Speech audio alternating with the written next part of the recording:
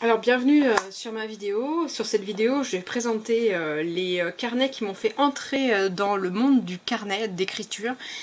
Et tous ces carnets quasiment sont pleins, il y en a juste un dans lequel je pourrais vous montrer l'intérieur. Et je me sers de ces carnets en fait pour faire mon suivi médical, puisque j'ai de lourds problèmes de santé. Et voilà, donc je vais présenter en fait ces carnets. Le plus récent date de 2012-2013. Et donc il y a peu de chances que vous puissiez trouver encore ces modèles, peut-être, mais il y a peu de chances, donc j'indique les références dans mon commentaire. Et j'ai montré en fait différents types de carnets de chez Pepper Blanks, et la caractéristique principale de ces carnets, c'est d'être très luxueux, vraiment très beau, de reproduire des modèles anciens ou des images anciennes, mais vraiment ils sont magnifiques, ils ont un nombre de modèles incroyable, et toujours d'une qualité rigoureuse.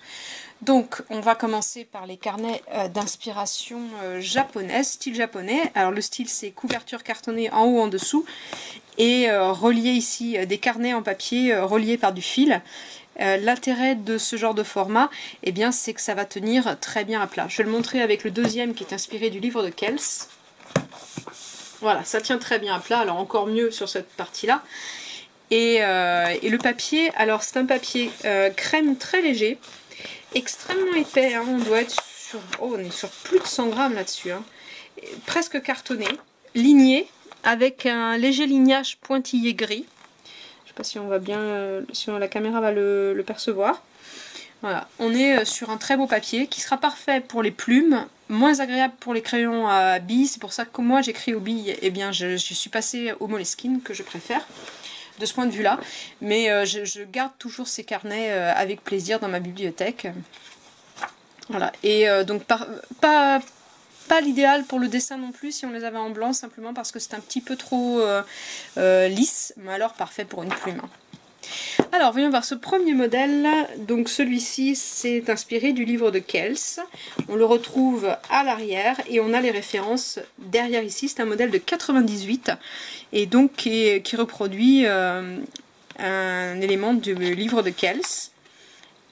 Et voilà, on a la petite pochette, toujours la petite pochette à l'arrière qui est en papier, hein, et qui tient bien. Elles ont toujours bien tenu. Il faut dire aussi que je m'en sers quasiment pas, donc ça aide un peu. Voilà, et ce modèle qui fait très japonais, mais qui est très léger et subtil, qui est beaucoup plus sobre que ce qu'ils font en temps normal, hein, mais bon. Et celui-ci est un modèle de 2001, qui est d'un peintre traditionnel chinois qui s'appelle Wang Ming, qui date du XIVe siècle. Alors, un autre style chez eux, c'est celui avec fermeture métallique. Donc ici, on a les fermetures métalliques sur le côté. Alors, ici, voilà. Et la caractéristique de certains de ces carnets, c'est que les tranches sont teintes aussi. Alors, c'est pas le cas de celui du haut. Voilà. Sur le côté, ça ressemble à un vieux livre. Là, celui-ci a un toucher plus papier, mais on voit les petites dorures qu'on a dessus. Alors, on a souvent ça, hein, des couvertures en relief avec des jolies dorures. Alors, ce modèle-là, vous aurez du mal à le trouver, celui-ci. Il date de 2010 et c'est inspiré d'un modèle fabriqué par Jean Grolier au XVIe siècle. Alors, pour celui-ci, qui est un aspect plus fer et métallique, même système de fermeture à chaque fois, un petit clips ici, qui est très joli comme on peut le voir. Alors ce modèle-ci, je vous montre la tranche qui est exactement pareil partout. C'est un modèle de 2011. Alors, est-ce qu'on a l'origine de celui-là? Non, il s'appelle juste Naturel, mais on n'a pas le nom du modèle précisément. J'avoue que j'ai une petite faiblesse pour ces petites fermetures en métal. Alors, pour ceux-ci, ceux qui sont à fermeture magnétique. Le premier est un carnet superbe offert par mon mari pour la Saint-Valentin, et il est avec des dorures, des couleurs métalliques, des parties non métalliques, tout ça qui ressort à la lumière. Voilà, un très beau carnet avec sa fermeture magnétique cette fois.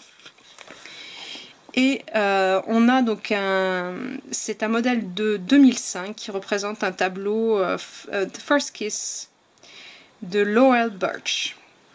Voilà, très joli. Un autre métallique avec également la petite fermeture métal, mais c'est vraiment métallique, hein, ça tient pas grand chose. et inspiré des carnets de Léonard de Vinci. Voilà, c'est marqué Leonardo de Vinci sur le côté. Voilà, superbe également, avec un toucher papier gaufré, très belle qualité. Hop là. Donc celui-ci date de 2010, mais il s'appelle Water Motion. Voilà, donc la petite fermeture métallique. Celui-ci, alors, ressemble plus à des enluminures anciennes. Tout est imprimé en relief, avec des parties métalliques qui ressortent, la tranche qui est entièrement en peinture métallique, ici et de l'autre côté, et on a ceci de l'autre côté. Alors, ce modèle-là est un modèle Genesis qui date de 2008. Voilà.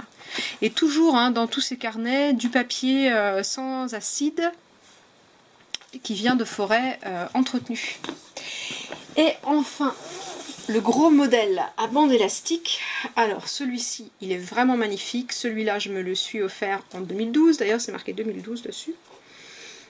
Et celui-ci est vraiment... c'est un grand format. Alors ça coûte cher, le grand format.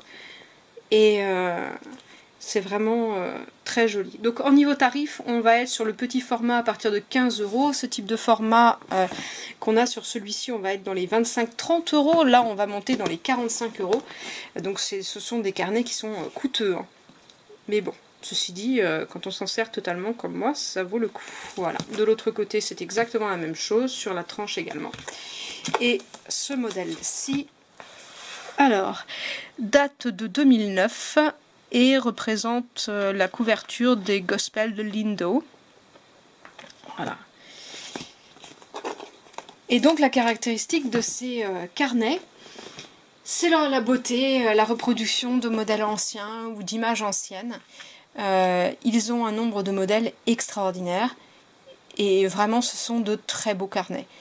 Mais j'avoue que je n'en achète plus, simplement parce que, un, ils sont chers, et deux, que je suis tombée en amour avec d'autres types de carnets, que vous avez déjà pu voir dans les vidéos. Néanmoins, j'ai voulu faire un petit tour de ces carnets pour montrer la beauté des carnets Paperblanks.